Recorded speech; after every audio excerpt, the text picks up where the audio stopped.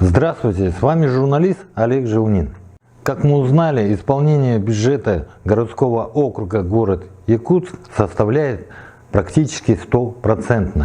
Но столица Якутии не выглядит на все 100%.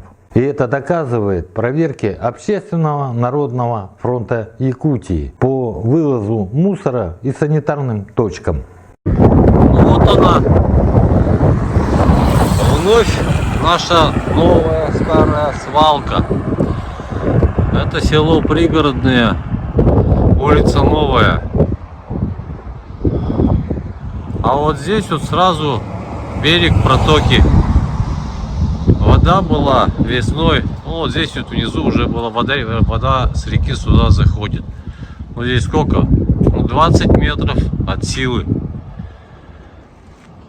Изначально баки стояли здесь. Потом прокуратура вынесла постановление эти баки отсюда убрать. У этого участка есть хозяин. Он здесь хочет строиться. Ну а как здесь строиться? Вот поворот на Рубиновую. И вот администрация села Пригородный вот так вот сюда баки бабам поставила. Ну я так понимаю, что них просто убрали с глаз. Ну что это вот? Как это вот назвать?